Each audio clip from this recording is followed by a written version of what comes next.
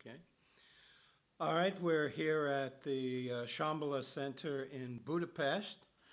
Itt vagyunk a budapesti Sambhala centrumban, And today we will be talking about death and dying in the view of Tibetan Buddhism. és ma a meghalásról, a halálról lesz szó, amely ahogy a tibeti buddhizmusnak a szempontjából van. Now, as living beings, all of us are faced with the problem of death and dying.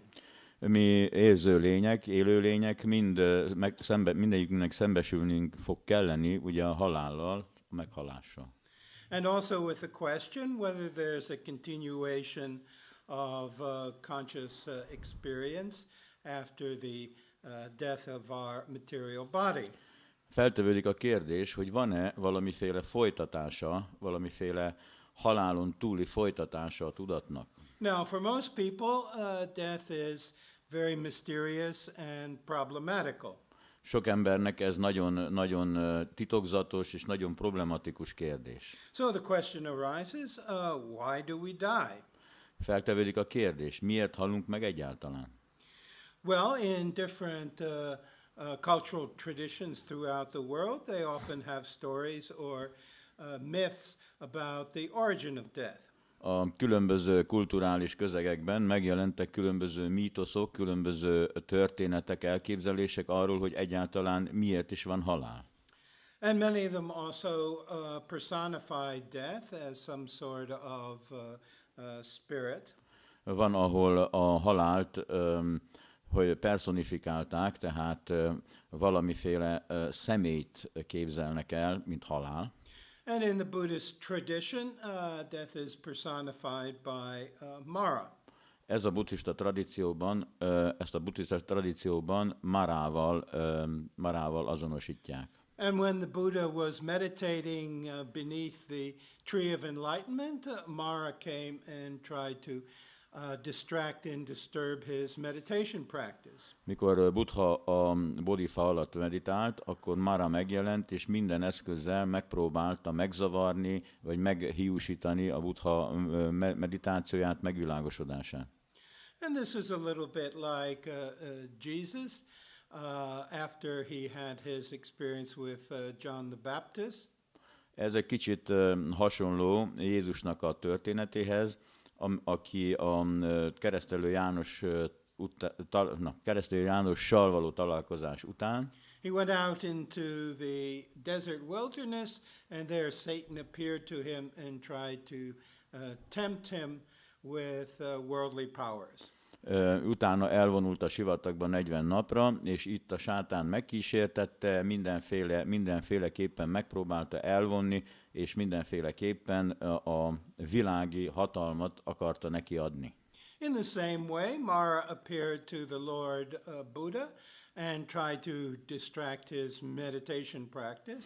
Ugyanígy Mara is megjelent Buddhának, és megpróbálta elvonni, megzavarni a meditációs gyakorlatját. Now, Mara did this because he was afraid that if the Buddha taught the spiritual path of the Dharma, people would follow that, and eventually all human beings would become liberated. Már ezt azért tette, mert félt attól, hogyha Buddha eléri a megvilágosodást, akkor az érző lényeket tanítani fogja erre, és így aztán ezek is meg fognak szabadulni, meg fognak világosodni. And there would be nobody left down here for Mara to rule. És akkor nem marad senki, akit ugye Mara tudjon irányítani. And in the Indian tradition, Mara is equated with Kamadeva, the god of sexual desire. Az indiai tradícióban Mara egyenlő Kamadevával, vagyis a szexuális vágyak istenségével. And Mara offered various temptations to the Buddha, such as political power and beautiful dancing girls. Mara mindennel megpróbálta megkísérteni Buddhát, például politikai hatalommal, különböző táncoló szép nőkkel. And finally he sent an army of demons at the Buddha. Ez nem jött be, ezért Buddha a démonok hadseregét küldte Buddhára. But he knew all of these were illusions, and the weapons in the hands of these demons then turned into a rainfall of flowers. És mivel, hogy Buddha tudta, hogy mindez illúzió, ezért a démonok fegyverei, nyilai mind virágokká és virágesővé változtak. Later, the gods, Brahma and Indra, appeared to the Buddha and begged him to teach the Dharma for the benefit of both the gods and human beings. Ekkor megjelent Brahma és Indra, két istenség, és kérték Buddhát, hogy tanítsa ezt az ő tanítását, azt adja át, hogy mind isteneket, mind emberi lényeket, és más lényeket is a megvilágosodás útjára vezessen. And this the Buddha did at his first discourse on the Dharma, delivered at the Deer Park in Sarnath. Ezt Buddha meg is tette, és az első prédikációja ugye Sarnathban történt, az Őzligetben. And there he expounded what is called the Four Holy Truths. Ő itt fejtette ki a tanítása alapját, amit ma úgy nevezünk, hogy a 4 nemes igazság. The first of which is that our life is inevitably filled with suffering. Az első ebből az, hogy az élet az elkerülhetetlenül tele van szenvedéssel. Now, long before the event of his enlightenment, the young prince Siddhartha became aware of the suffering we experience in life. Sokkal a megvilágosodása előtt, évekkel előtte a fiatal herceg Siddhartha, aki Buddha, megfigyelt különböző szenvedéseket a világban. Because going out on trips from his father's palace in a chariot, he witnessed a number of events. Mikor a kocsijával kiment a palotából, az apja palotájából, a városába, a világba úgymond, akkor észrevett sok olyan dolgot, amit nem értett. That is, things he had never seen growing up in his father's pleasure palace. Ezeket azért nem értette, mert soha ilyet nem látott még az ő apjának a palotájában. So first he saw an old man on the road, and he had never been allowed to see any old people when he was in his father's palace. Először egy öreg embert látott az úton, és ez nagyon meglepte, mert ilyet még soha nem látott, mivel hogy az apjának a palotájában ezt elrejtették előle. And secondly, he saw a sick man being carried along the road. Másodjára pedig látott egy nagyon beteg embert, akit vittek az úton. And he had never been allowed to see sick people in his father's palace. És az apja palotájában soha nem volt, mindig elrejtették előle a betegséget, nem látott soha életében beteg embert sem. And thirdly, he saw a group of people carrying the corpse of a dead person down to the riverside where they were going to cremate the body. És harmadjára pedig látott egy halotti menetet, akik vittek egy halottat a égetőhelyre. And he was very confused by these three sights, and he asked his chariot driver, what is all this? És ő nagyon meglepődött ezeken a látványokon, amit elébe hozott az élet, és megkérdezte a kocsihajtóját, hogy mi ez, kik ezek, mi történik ezekkel. And the chariot driver explained, well, this is what happens to all of us human beings. We all grow old, we all fall sick, and eventually we all die. És akkor a kocsihajtó elmagyarázta neki, hogy ez, amit ő látott, mindenkivel megtörténik. Mindenki előbb-utóbb megöregszik, beteg lesz, és végül meghal. And the next day when he went out for a tour on the chariot, he saw a yogi meditating beneath a tree. Negyedik nap, mikor kikocsikázott, ugyanúgy, mint az előtt, látott egy jogit, aki egy fa alatt meditált. And he was confused by this. He had never seen a yogi before. Ettől is egy kicsit összezavarodott, mert még soha nem látott jogit addig. And so his charioteer explained that this yogi is seeking a path that leads beyond samsara and rebirth in samsara. És akkor a kocsihajtója elmondta neki, hogy ez a jogi azért ül ott és meditál, hogy túl tudjon lépni a szamszárán és a szamszárában lévő szenvedéseken. So then the young prince Siddhartha made a vow that he would also seek this path. És akkor a fiatal Siddhartha herceg egy esküt tett le, ami azt mondta, hogy ő is ezen az úton fog menni ezután. And so he fled his father's palace, gave away all his fancy clothes and jewelry and so on. Elhagyta az apja palotáját, elajándékozgatta a divatos ruháját, az ékszereit, mindent. And dressed himself in rags from the trash heap behind the village. Rongyokba öltözött, a szemétdombról összeszedett rongyokba, amely a város mögött volt. And he set out in the forests of India, northern India, looking for a teacher of yoga and meditation. És akkor elindult Észak-Indiába az erdőkbe, hogy keressen magának egy jóga és egy meditációs mestert, aki tanítsa. And during the next 6 years, he had 2 principal teachers of yoga and meditation practice. A következő 10 évben két mesternél tanult, aki az egyik meditációt, másik jogát tanított neki. And they taught him various methods of yoga and meditation that would induce an altered state of consciousness called samadhi. Különböző módszereket tanítottak neki, meditációs joga módszereket, amellyel el tudja érni azt a megváltoztatott tudatállapotot, melyet samadhinak nevezünk. Now these experiences felt very good and quite blissful. Ezek a tapasztalatok nagyon jók voltak, sőt, nagyon nagy boldogságot hoztak. But inevitably they always came to an end. De észrevette, hogy ennek minden ilyen érzésnek végül vége van.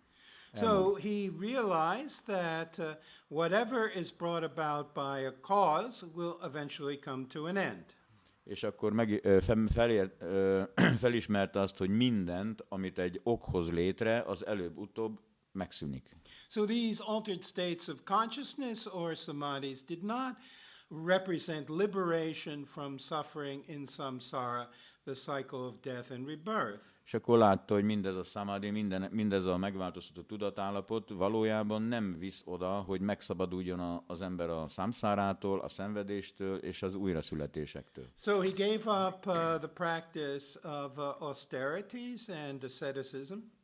És utána feladta az aszkétizmust, tehát az aszkéta gyakorlatokat, az önsanyargatást. And accepted food from a young village girl.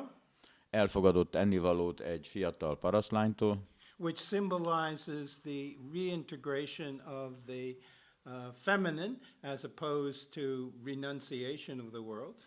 Ez azt szimbolizálta, hogy a nőiséget reintegrálja a spiritualitásba, és nem a világról való lemondást fogja követni. And he sat down beneath the tree of enlightenment and began meditation practice. Leült a megvilágosodás fája alá, és elkezdte a meditációs gyakorlatán. This tree symbolizing the center of the world.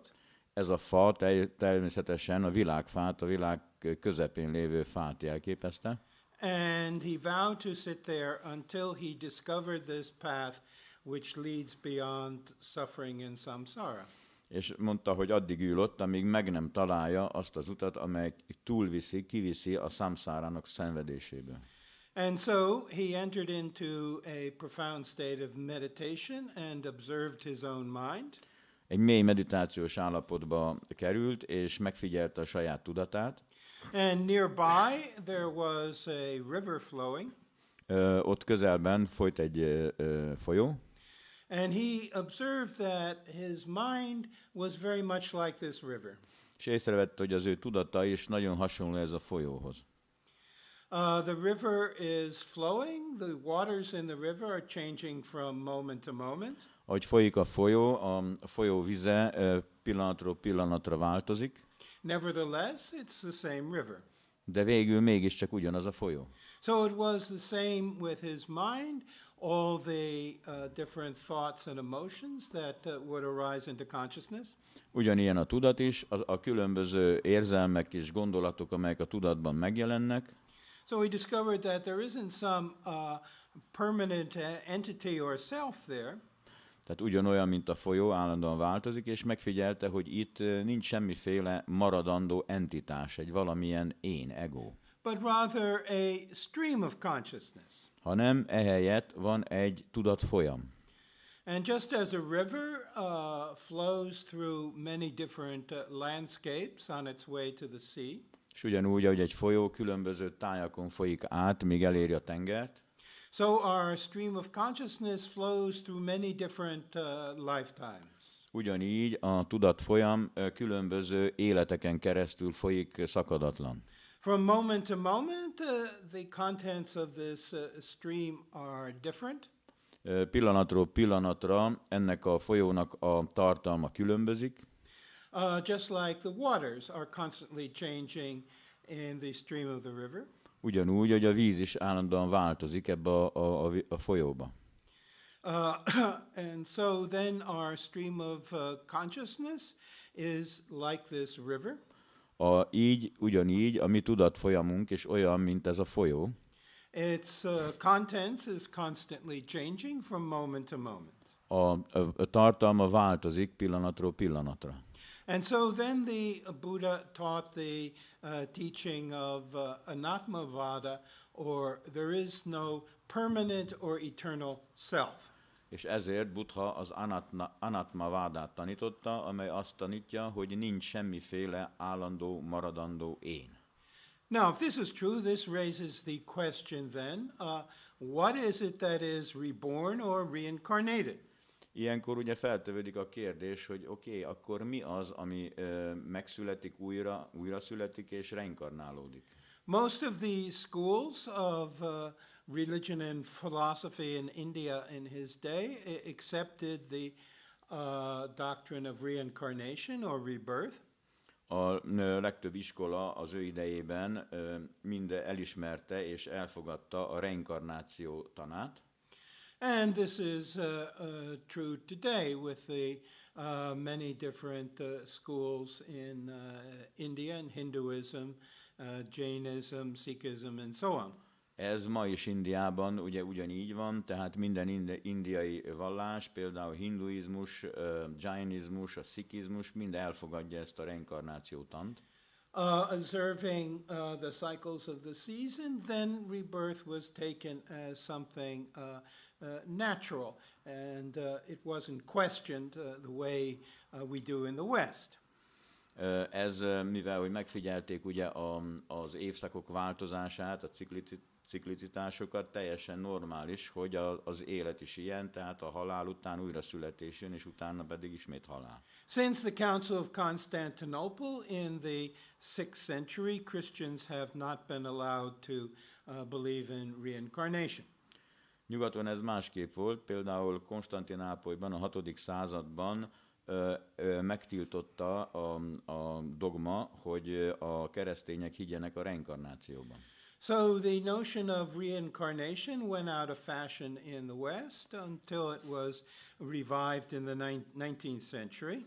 Így aztán nyugaton a reinkarnáció tana kiment a divatból egészen a 19. századig, még ismét figyeltek rá. Principally within the context of the spiritualist movement led by Alain Kardec in France.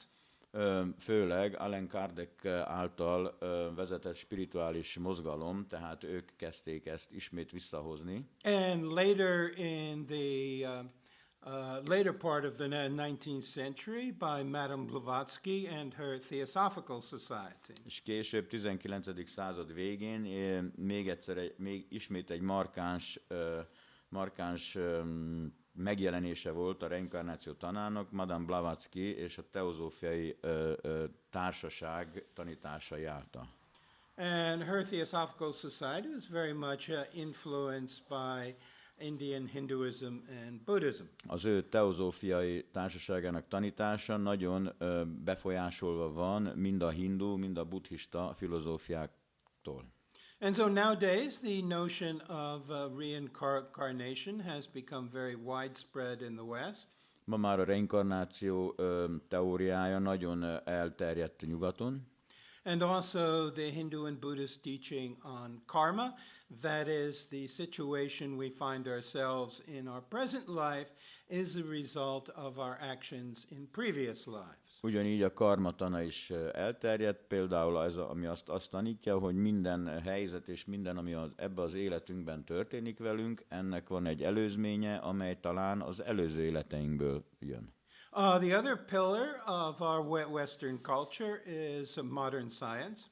A másik oszlopa a nyugati kultúrának a modern tudomány, which arose in the 17th century, but became predominant here in the West by the 19th century. Majd 17. században jelent meg, de a 19. századig már teljesen uralta a nyugati kultúrát.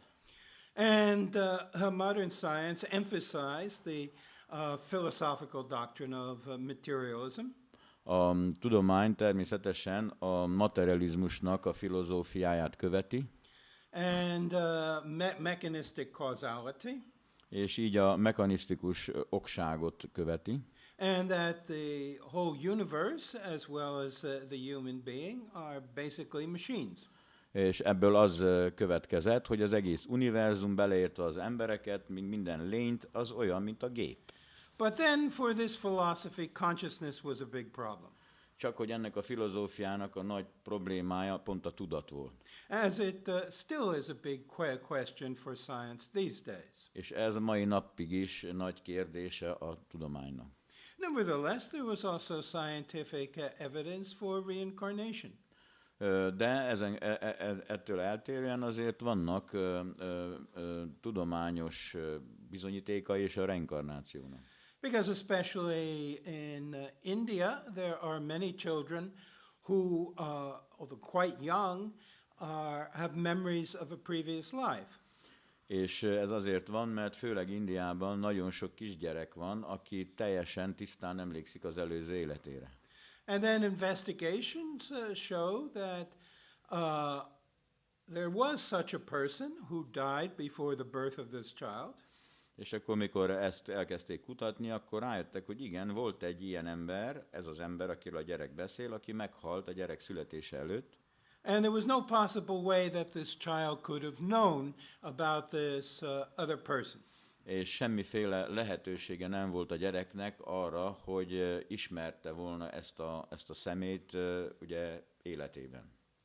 So in the Buddhist view, then what reincarnates here is our stream of consciousness. A buddhista nézet szerint, ami reinkarnálódik, az a tudat folyamat. And this is propelled by the energy of past karma. És ezt a múlt karmának az energiája hajtja. Our karma cannot be exhausted in a single lifetime. A karmát nem tudjuk kimeríteni egy élet alatt. And so consciousness is propelled into more existences. Így aztán a tudatot előre hajtja a karma több születésbe. And this represents the cycle of death and rebirth, known as samsara. Tehát ez jelképezi ugye a születések és halálok ciklusát, amit úgy neveznek, hogy samsara. And samsara is considered to be like a wheel. És a samsarát úgy szokták elképzelni, mint egy kereket. Now, a wheel simply goes around and around. Egy kerék ugye körbe-körbe forog.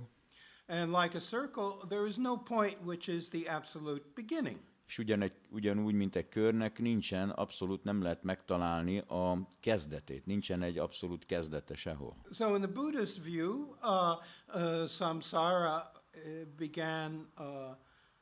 was never created at any point in time in history. Így a buddhizmus megállapította, hogy a samsárát soha nem teremtődött, nem jelent meg időben és történelemben, nincs kezdete. The wheel of samsara has been going round and around, it's time without beginning. Így a samsára, mint egy kerék, forog körbe-körbe, kezdet nélküli idők óta. But just as you have a wheel with its rim and then the hub at the center of the wheel. De ugye ugyanúgy, mint hogy a keréknek ugye van pereme, ami forog, és van a kerék agya, ami a közepén van a keréknek. And the view of Buddhism, our Buddha nature is at the hub of the wheel. Így a buddhista tanítások szerint a buddha tudat, ez a kerék agy, ami nem mozdul. And each of our lifetimes in samsara are points on the rim of the wheel. És minden életünk, ugye, amely megjelenik a számszárában, mind ez a keréknek a peremén van, ami forog. And due to traces of our past karma, then we find ourselves reborn in samsara. És amikor a múlt karmánkra gondolunk és keressük, akkor mindig ugye a számszárában találjuk magunkat, ismét megszületve. Now, in the Buddhist view, there's different possibilities for rebirth. A buddhista tanítás szerint különböző lehetőségek vannak a megszületésnek. And conventionally, we speak of the six destinies of rebirth. És általában a születésnek a 6 dimenziójáról, vagy 6 világáról beszélünk. Of course, there are many more, but to simplify the presentation, we speak of 6.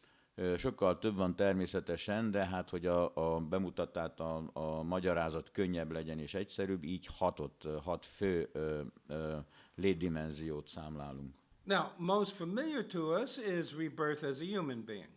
A nekünk legismertebb most az ugye hát az emberi dimenzió, mikor embernek születünk. And in the Buddhist view, we need a lot of good karma to find ourselves reborn as a human being. És a buddhista tanítás szerint bizony nagyon sok jó karma kell ahhoz legyen, hogy embernek tudjunk születni.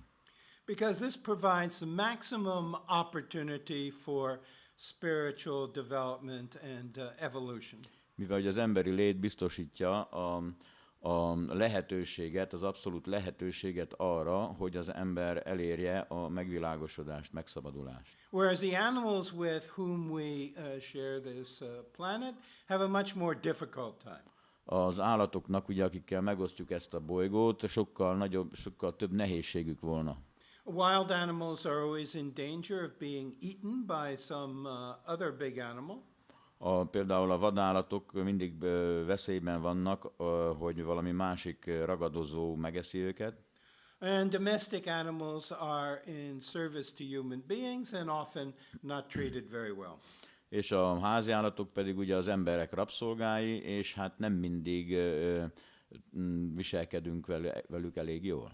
Now, both human beings and animals have material bodies. Mind az emberi lényeknek, mind az állatoknak van fizikai testük. As well as consciousness. És ugyanúgy van tudatuk. But generally animals lack the intelligence of human beings. De az állatoknak nincs meg az emberi lények intelligenciája. Of course, now there's a debate on how intelligent human beings are. És nem tudnak ezen vitatkozni, hogy milyenek az emberi lények. But there are also possibilities of rebirth in other dimensions. De megvannak a lehetőségek, hogy más dimenziókban szülessünk. One is among the devas or celestial gods. Az egyik a devák, vagyis az ég istenei között való újraszületés. Who are rather similar to the Christian notion of angels. Ez egy kicsit hasonlít ugye a keresztények angyal elképzeléséhez. And unlike the Christian idea of angels, rebirth as a deva is something created by your good actions or your good karma. Viszont különbözik ugye az angyalok teóriájától abban, hogy itt bárki megszülethet a dévák világában, akkor, ha megvan a megfelelő és elégséges jó karmája. So then rebirth as a deva or an angel does not represent liberation from samsara. Tehát az, hogy Istennek, vagyis dévának szülessünk, ez egyáltalán nem azt jelenti, hogy megszabadulunk a samszárából. And consequently, eventually, a deva, although very long-lived, will die. És ugye végül, ugye egy déva, ha bár nagyon-nagyon hosszú élete van, ő is hát meg fog halni. And be reborn elsewhere, usually in less nice circumstances. És ugye hát máshol fog születni, de hát mivel hogy feljebb már nem tud születni, mindig negatívabb, rosszabb körülmények között fog megszületni. This is also true of the asuras, or nature spirits. Ugyanez áll az asurákra, vagyis a természet szellemekre. Devas and nature spirits have bodies which are basically made of energy. A déváknak és a természetszellemeknek a testük ugye alapvetően energiából van. So they can frequently change their shape as they from time to time appear to human beings. És könnyen tudják változtatni a formájukat, tehát alakváltók, és meg tudnak jelenni az embereknek különböző formákban. But just like humans and animals, they are samsaric beings. They are not eternal. They will eventually die and undergo rebirth elsewhere. És ugyanúgy, mint az állatok, vagy az emberek, vagy más lények, ők se örökéletűek, ők is előbb-utóbb meghalnak, és máshol fognak megszületni. Another type of being are known as hungry ghosts or pretas. Van egy másik típusú érző lény, amelyet úgy nevezünk, hogy éhes szellemek, vagyis préták, Which are occasionally met by human beings when they're haunting some place. akikkel ugye találkoznak néha az emberi lények, mikor valahol vadásznak.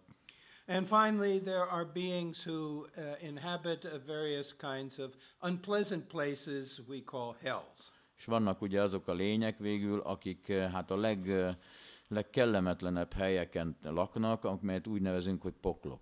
Which again is the result of their very negative karma. Ez pedig a nagyon-nagyon negatív karmának az eredménye. So in the Buddhist view, heaven and hell are different dimensions of existence. Tehát a buddhista nézet szerint ugye mind a mennyország, mind a pokol különböző létbirodalmak. But they are brought about because of our karma. És ezek a mi saját karmánk miatt jelennek meg. In our lifetime, we commit various actions consciously, which involve free will. Mi az életünk során nagyon sok különböző tettet hajtunk végre, amely mindegyik a szabad akarat alapján történik. And they leave deposits in the unconscious levels of our stream, of our mind stream. És a tudatunknak a tudattalan szintjén, vagy tudat alatti szintjén felgyűlnek ezek az emlékek, lenyomatok. And in the future, our future life, when the secondary causes are all present, then these karmic traces, like seeds, germinate and produce their results in that lifetime. És ugye, hogyha az életünkben előhozunk egy másodlagos okot, az rögtön előhozza a régi karmát, és akkor ez a régi karma működésbe lép, legyen az pozitív, legyen az negatív. So what we are today in the circumstances we find ourselves in, and including our physical body, are the result of past karma. Az, ahogy mi most élünk, ahogy kinézünk, amilyen az életünk folyása, az mind a múlt karmának az eredménye. But this is not some sort of hopeless situation or fatalism. De ez nem egy reménytelen szituáció, nem fatalizmus. There's different practices we can do to mitigate and lessen the influence of our negative past karma. A buddhizmusban nagyon sok gyakorlat és módszer van arra, hogy meggyengítsük és megkönnyítsük a múlt karmának a negatív hatásait. But also in our present life, from moment to moment, we are creating new karma. Viszont a saját mostani jelen életünkbe pillanatról pillanatra új karmákat hozunk létre. So we are actually the creators of our future lifetime. Ebből következik, hogy mi a következő életeinknek a teremtői, előhozói vagyunk. So there's very much many things we can do today which will influence our future rebirth. Minden, amit manapság teszünk, vagy tenni tudunk, ez mind befolyásolni fogja a következő életünket. Now, also according to Buddhist teaching, there is this interval between death and rebirth. Buddhista tanítás szerint van egy átfedés a halál és a születés között. And in Tibetan, this is known as bardo. Ez tibeti úgy nevezik, hogy bardo. Now, the Buddhist teachings were introduced into Tibet in the 8th century of our era. Amikor a buddhista tanítást bevezették Tibetbe, a időszámításunk szerinti 8. században, Principally by the master Padmasambhava, who came from India. elsősorban Padmasambhava mester által, aki Indiából jött, And he spoke of 6 bardos. és ő 6 bardóról beszél. So first of all, there is the Keni bardo, the bardo of our lifetime. Először is van a Keni bardó, amely az élet bardója, Which basically covers the period from birth until death. amely a születéstől egész a halálig az életet fedi. But while we're alive, there's also 2 other bardos, which represent altered states of consciousness. De az életünkben, tehát belül is van még 2 bardó, amely mindegyik megváltoztatott tudatállapot. There's Milam bardo, the bardo of the dream state, which we experience every night. Például a Milan bardó, amely az álomnak a köztes léte, amit minden éjjel tapasztalunk. And when we are dreaming, then our karma will manifest to us in visual terms.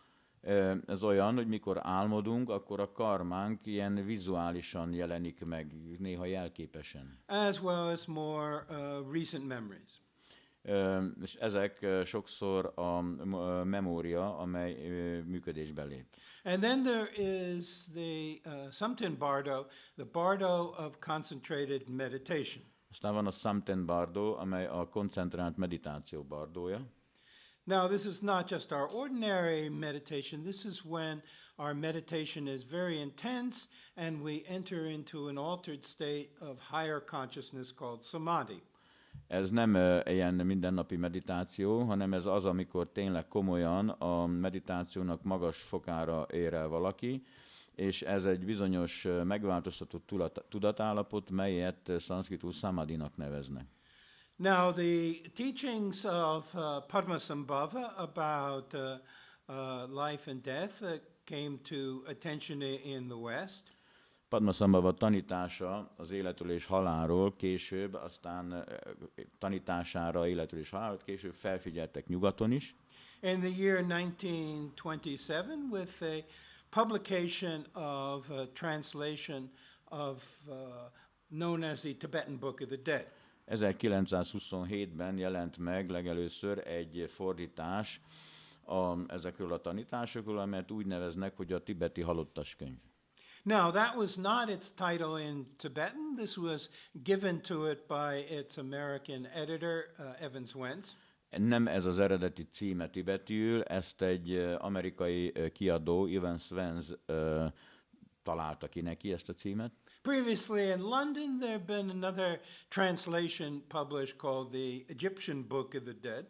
Ezelőtt évekkel Londonban volt egy publikáció, amiknek az volt a címe, hogy az egyiptomi halottas könyv. So he thought this was a really great title and applied it to this translation. És neki nagyon tetszett ez a cím, és a saját fordítására is alkalmazta.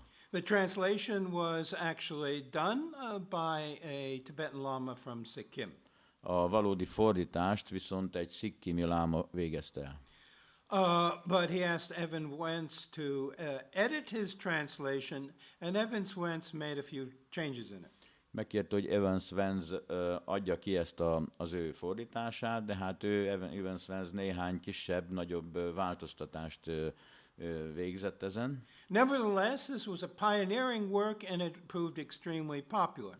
De ennek ellenére ez egy úttörő munka volt, és nagyon népszerű lett később. Because in our Western culture, death has become very problematical. Mivel hogy a nyugati kultúrában a halál nagyon problematikus kérdés lett. Particularly in the United States, I noticed that our culture tries to hide death from us. Főleg az Egyesült Államokban az ottani kultúra megpróbálja a halált eltitkolni, eldugni, elrejteni. Whereas in traditional cultures, death is a natural part of life. Viszont egy tradicionális kultúrában a halál az az élet része. Now, with the so-called scientific materialist explanation of human existence, De a tudományos materialista magyarázatában, tehát amely az emberi létről szól, with the death of the brain, then consciousness stops. Itt úgy tartják, hogy amikor meghal az agy, akkor a tudat megáll. Nowadays in the West, our model of reality is the computer. A mostanság nyugaton a valóság jelképe a kompjúter. So at death, then all our programs are deleted and then the computer is turned off.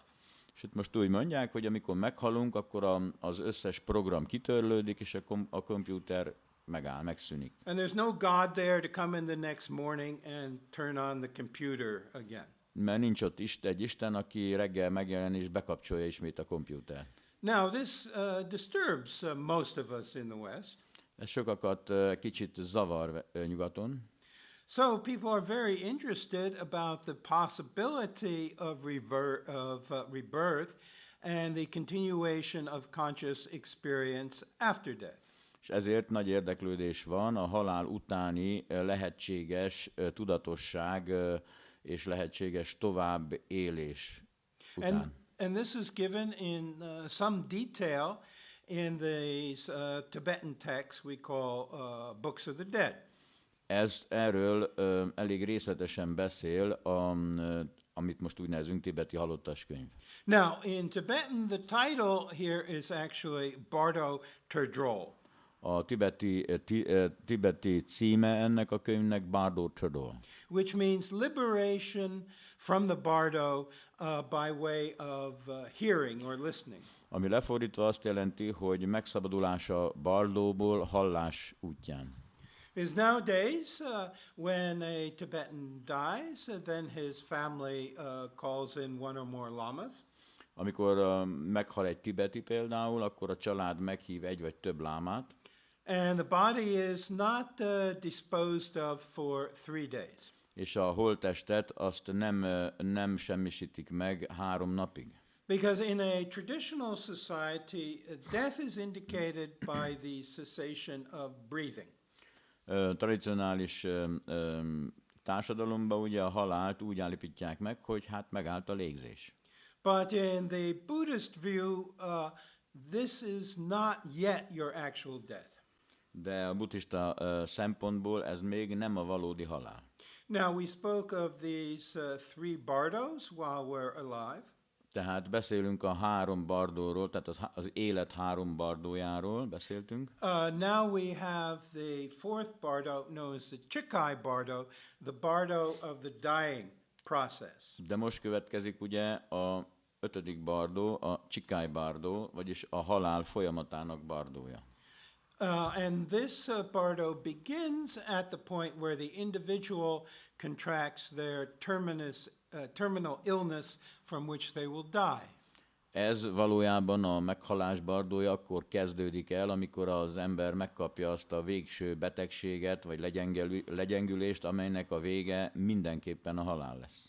Up to the point where they actually do die.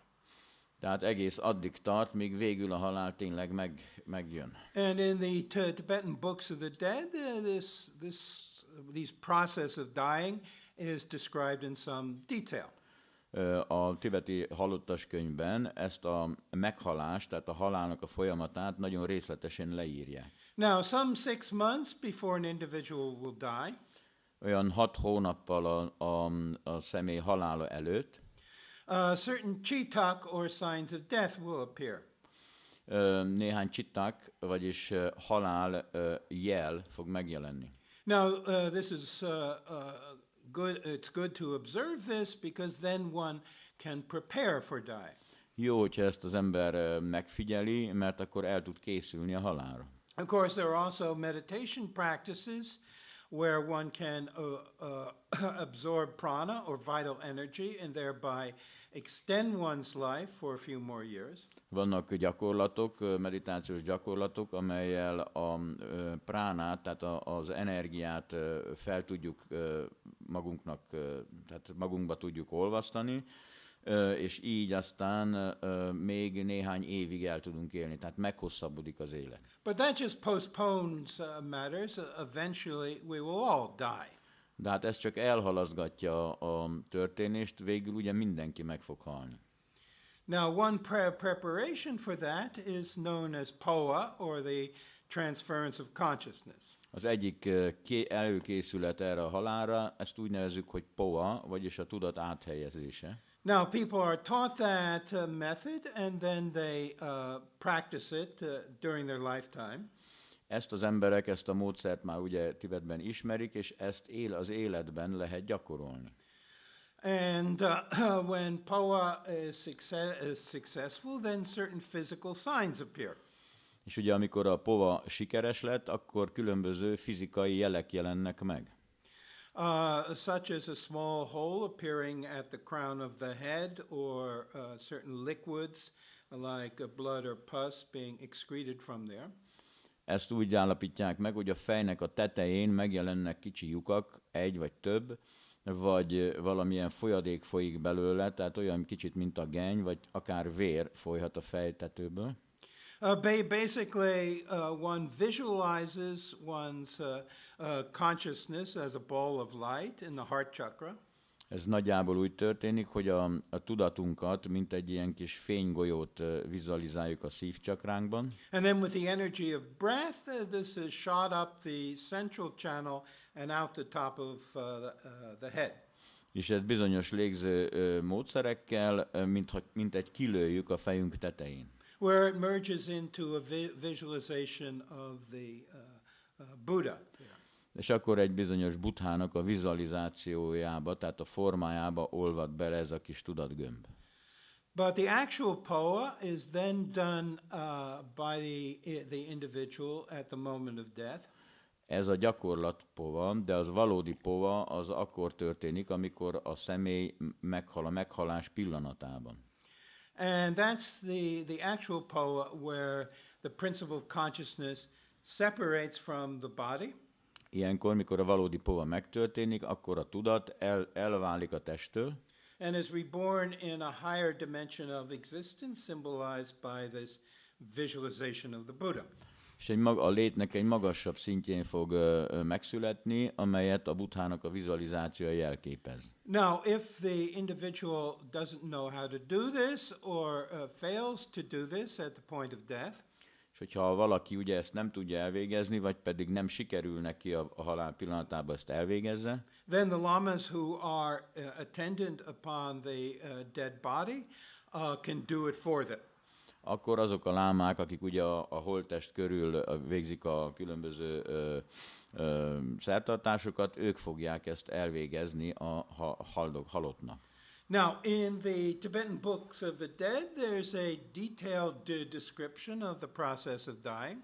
A tibeti halottas könyvben egy nagyon részletes leírása van a meghalás folyamatának, where gradually our the energies of our elements, as well as the chakras within our body, disintegrate. Ez úgy történik, hogy a testünkben található lételemek és a csakrák dezintegrálódnak, feloldódnak. This is known as timrim, or the process of disintegration. Ezt úgy nevezik tibetül, hogy timrim, vagyis a feloldódás, dezintegráció folyamata. Now, the elements spoken of here are not the elements of chemistry. Ezek az elemek nem a kémiai elemek, These elements refer to how energy manifests itself. hanem ez arról szól, hogy hogyan, milyen módon jelenik meg az energia. So the traditional terms earth, water, fire, air, and space are used for these different modes of the manifestation of energy. Ezért ugye jelképesen úgy mondják, hogy a föld, víz, tűz, levegő és tér az, amely az energiának különböző megjelenési formái. So when one is dying, then first the earth element disintegrates. És mikor meghalunk, ugye legelőször a földelem oldódik fel. And certain signs appear of this which are outer, inner, and secret. És különböző jelek vannak ilyenkor, amelyek külső, belső vagy titkos szinten működnek. The outer signs are quite physical and visible to the doctors and nurses attending the dying person. A külső jelek azok nagyon láthatóak, azt mindenki felismerik a doktorok, felismerik az asszisztensek.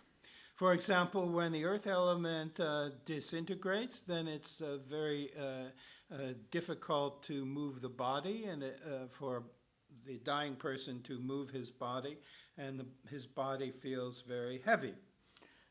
Például, mikor a földelem feloldódik, akkor nagyon nehéz a testnek a mozgás, nem nagyon tud mozogni, úgy érzi, hogy a földbe süllyed. Next, the water element disintegrates. Következő elem ugye a vízelem, amely feloldódik. So various liquids will come out of different orifices of the body. Ilyenkor különböző folyadékok folynak a különböző nyílásain a testnek. Then the fire element disintegrates, and the mouth and nose and so on dry up. Utána a tűzelem oldódik fel, és ilyenkor az orr, a száj mind kiszárad. And then the air element begins to disintegrate, and breathing becomes very difficult. Utána a levegőelem kezd dezintegrálódni, feloldódni, és ilyenkor a légzés nagyon nehéz lesz. And then with one's final breath, if one knows how, then one does the power practice. És ilyenkor ezt mit felismerjük, a halálunkat felismerjük, és a végső kilégzésnél, ha ezt ismerjük, akkor el tudjuk végezni a pova gyakorlatot. And then, as I said, one or more lamas are called in, and if the individual hasn't done the poa, then they try and do this for them. De ilyenkor ott vannak a lámák, ha például a személy nem tudja, vagy nem bírja elvégezni a povát, akkor a lámák ezt megcsinálják neki. And then the lamas will read repeatedly the text of the Bardo Tadol in the presence of the dead person. És miután a személy meghalt, a lámák sokáig és sokszor felolvassák nekik a Bardo Tadol, tehát a tibeti halottas könyvet. Now, you haven't, according to Tibetan belief, you haven't quite died yet. A tibeti elképzelés szerint ekkor még nem haltál meg valójában. Because although your outer breathing has ceased, your inner breathing continues for a time. Mert ugye a külső légzés már megszűnt, de van egy belső légzés is, amely még folyik egy ideig. And this inner breathing represents the circulation of your psychic energy. Ez a belső légzés valójában a pszichikus energiának a folyamatát és a cirkulációját, tehát a mozgását jelenti. And this can continue up to 3 days, so the body is not disposed of until the 4th day. Ez körülbelül 3 napig tart, addig nem szabad a holttestet mozgatni, és nem szabad tőle megszabadulni, ez majd a 4. nap lehet. And because your psychic energy is circulating, the dying person is still having experiences. És mivel ugye a pszichikus energia még ugye mozog, tehát még ugye ott van, ezért a halottnak különböző tapasztalatai vannak. And is capable of hearing and understanding the teachings being read to him from the Tibetan Book of the Dead. És ezért képes hallani és képes felfogni a tanításokat, amelyeket olvasnak neki a tibeti halottas könyvből. Which describes the experiences he's having and telling him not to be afraid. Amely arról szól nagyjából, elmondja, hogy most milyen tapasztalataid vannak, és megnyugtatja, és mondja, hogy nem kell ettől félni. But rather to recall his lama and to recall the teachings given by his lama. Hanem ehelyett, hogy most ott félne, inkább emlékezzen vissza a lámájára, és emlékezzen vissza a tanításokra, amelyeket ettől kapott. Now, during this period, there is a process of disintegration of the mind. De ebben az időben, ebben a periódusban van a tudat dezintegrációja, tehát a tudatnak a feloldódása is. First of all, there is the white experience where all one's thoughts deriving from the negative emotion of anger, disintegrate and dissolve back into space. Van egy olyan rész, amit úgy neveznek, hogy a fehér jelenés, amikor a lénynek minden tudatnak az érzelmei, gondolatelemek a haraghoz kapcsolódnak, ezek mind feloldódnak. And then one has a further red experience where all our thoughts and emotions that arise from desire disintegrate. Aztán következik egy ilyen vörös látomás, vagy vörös megjelenés, amelyben minden olyan tudat, gondolat, érzelem, amely a ragaszkodáshoz és a vágyhoz kapcsolódik, mindez feloldódik. And finally, all our thoughts that arise from confusion, thoughts and emotions that arise from confusion disintegrate. Utána pedig az utolsó, amikor az összes érzelem és gondolat, mely a zavarodottsághoz tartozik, feloldódik. The white element we inherited from our father descends from the crown chakra into the heart chakra.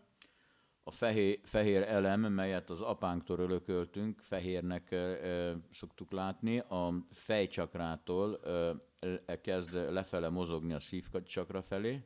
And the red element ascends from the sex chakra up into the heart chakra. És a vörös elem a szexcsakrától, vagy gyökércsakrától kezd felfele mozogni a szívcsakra felé. And these two elements come together in the heart chakra, and we have an eclipse of the sun and the moon, and we experience total darkness. És ez a kettő találkozik a szívcsakránál, ezt úgy szokták mondani, hogy a nap és a hold egyesülése, és mikor ezek teljesen találkoznak, akkor lesz egy teljesen sötét állapot. If the dying person has been a yogi practitioner, they recognize this state of shunyata or emptiness.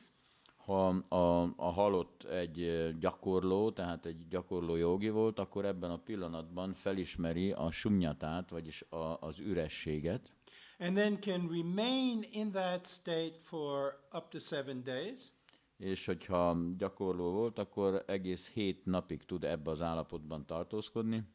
And there'll be no decay visible in their material body. És vannak hát különböző jelek, amelyeket észre lehet venni a fizikai testén. All right, the individual who's died now finds themselves in space. Na most meghalt a személy, és a térben találja magát. And inevitably then the clear light of their own awareness dawns on them. De ekkor elkerülhetetlenül megjelenik a tudatának a tiszta fénye. Which grows brighter and brighter. Ami mind fényesebb lesz. And then they have the maximum opportunity to recognize this clear light as a self-manifestation of their own awareness. És ilyenkor ott van a lehetőség, hogy felismerjék ezt a tiszta fényt, amely a saját tudatosságuknak, a saját éberségüknek a fénye. And thereby liberate themselves from samsara. És ezáltal megszabadulnak abba a pillanatban a szamszárából. At the same time, a very subtle mind arises which perceives this clear light. Ebben a pillanatban egy nagyon finom tudatosság jelenik meg, ami felfogja ezt a tiszta fényt. But in its ignorance thinks the clear light is not a self-manifestation, but something appearing out there. És mivel ugye a lény mondjuk tudatlan, tehát nem ismeri ezt fel, ő nem fogja megérteni, hogy ez a tiszta fény a saját tudatosságának a fénye, hanem azt fogja gondolni, hogy valami máshonnan jön, más forrása van. And then the subtle mind becomes afraid and then falls unconscious. És akkor ez a finom tudat, ugye mivel nem ismerte fel a tiszta fényt, megijed, és akkor tudatát veszti. At that point, the namshe or consciousness exits the body through one or another opening or orifice. Ebben a pillanatban a namse, vagyis a tudat kilép a testből valamelyik egyik vagy másik nyíláson. And when it awakens, it finds itself in space outside of its body. És és akkor ismét felébred, akkor a térben találja magát, a testén kívül.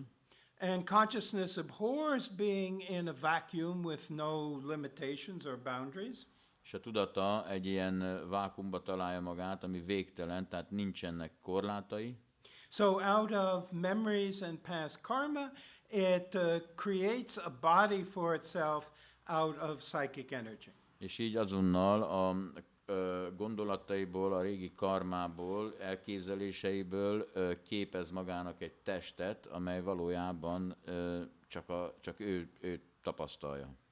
And it finds itself in a body that then resembles the body it had a few moments before when he was alive. És természetesen ez a test olyan lesz, mint amilyen volt életében, mivel hogy erre emlékszik, és ugye ezt hozza létre a tudat. So now he has entered into the bardo. Ekkor lép be a bardóba. And this is known as the choni bardo, the bardo of reality. Ezt a bardót úgy nevezik, hogy csönyi bardó, vagyis a valóság bardója. Which begins with this experience of the clear light. Ami a tiszta fény tapasztalatával kezdődik. But which has not been recognized. De ugye ezt nem ismerte fel a lény. So first, this deceased consciousness has many experiences in the vicinity of its dead body. És ekkor ugye a tudatnak ugye sok tapasztalata van, mert szeretné visszamenni a testében, tehát ami a teste körül történik, ő ezt látja. But then after a while becomes distracted and starts wandering off in the landscapes of the mind. De egy idő múlva ugye hát összezavarodik egy kicsit, és akkor a tudatában, tehát a tudatának a világában kezd utazgatni. First it has experiences of a very personal nature. Eleinte nagyon személyes tapasztalatai vannak. From one's previous life. Az előző életekből. But then deeper levels of the mind becomes activated and one has experiences of various archetypes. De később a tudatnak mélyebb szintjei kezdenek aktiválódni, és ilyenkor a különböző archetipusokat fogja tapasztalni. Known as the peaceful and wrathful deities. Ezt a tibeti hagyományban békés és haragvó istenségeknek nevezik. But these peaceful and wrathful deities won't look like their description in the Tibetan Book of the Dead unless one has done those meditation practices while alive. De ezek ugye nem pont úgy fognak kinézni, ezek az archetipusok, ahogy azt a tibeti halottaskönyv leírja, csak akkor, hogyha ezt a ciklust, ezt a gyakorlatciklust ezekről elvégezte még életében. These peaceful and wrathful deities will rather resemble figures from your own culture. És hát ugye ezek a békés és haragvó istenségek olyan alakot fognak venni, olyat fogunk tapasztalni, ami a saját kultúránknak a sajátossága. Now, in this bardo experience, one dies and is reborn up to 7 times. És ebbe a bardó tapasztalatba vagyunk, és élünk, meghalunk hétszer. If one recognizes these peaceful and wrathful deities as self-manifestations of the energy of your consciousness, de ha felismerjük ugye ezeket a békés és haragvó istenségeket, mint a mi saját tudatunknak a megjelenése, kivetítése, but then you have the opportunity to liberate into a higher dimension. Akkor, ha ezt felismerjük, akkor van egy lehetőségünk, hogy magasabb dimenzióba szabaduljunk innen. Failing that, you find yourself reborn in the sixth bardo, which is the Sipe bardo, the bardo of the rebirth process. És később ugye a 6. bardóba, a Sipe bardóba találjuk magunkat, amely a újraszületés folyamatának bardója. There you are driven along by your karma, like autumn leaves being blown about by the winds. És itt ugye a karma úgy fúj, tehát a karma szele úgy fújja a tudatot, mint az őszi leveleket a szél. You have many experiences, some of them pleasant, some of them terrifying. Sok tapasztalat van ilyenkor, az egyes tapasztalatok kellemesek, mások félelmetesek. Some are archetypal, like your appearance in the courtroom of the judge of the dead. Az egyik, tehát vannak ilyen megjelenések, amelyek archetipikusak, például mikor a halál ura előtt megjelenik a tudat az ítéletre. After that, the various light paths leading to another rebirth begin appearing to you. Utána különböző fényösvények vezetnek különböző születésekbe. And you're advised to seek the white light path or the blue light path, which lead to deva or human rebirth, respectively.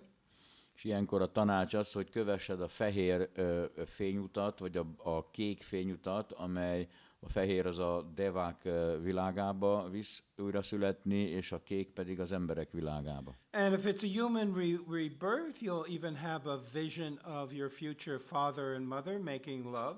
És hogyha mondjuk embernek születsz, akkor van egy látomásod az anyádról és az apádról, ahogy szeretkeznek. And then your namshe or spirit is pulled down at the moment of conception into the womb of your mother. És ilyenkor a namse, vagyis a szellem, vagy a tudat le kell szálljon, tehát leszáll az anyának a méhébe. And then you find yourself reborn again. És akkor ismét újra születsz, ismét megszületsz a világba valamibe. But even in this bardo, you're not helpless. There's many practices you can do. De még a bardóban se vagy tehát kétségbeesve nem kell lenni, mert nagyon sok gyakorlat és módszer van, hogy ott mit kell tenni. So you're advised to recall your lama and the teachings given by your lama. Itt a fő tanács az, hogy emlékezz a lámádra és a lámádnak a tanításaira. And pray to Avalokiteshvara, who is the guide of the deceased consciousness through the bardo. És imádkozzál Avalokiteshvarához, aki ugye a szellemi vezetőd lesz a bardóba. So all of our practice during our lifetime is actually a preparation for death, dying, and experiences in the bardo.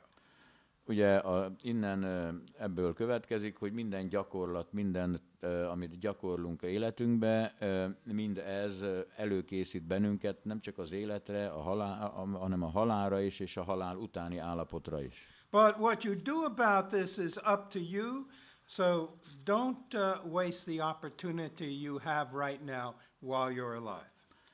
Ugye mindenki azt csinálja szabad akaratából, amit akar, de a tanács az, hogy ne vesztegessük el ezt az életet, és ne vesztegessük hiába való dolgokra, mert ugye a halál az biztos.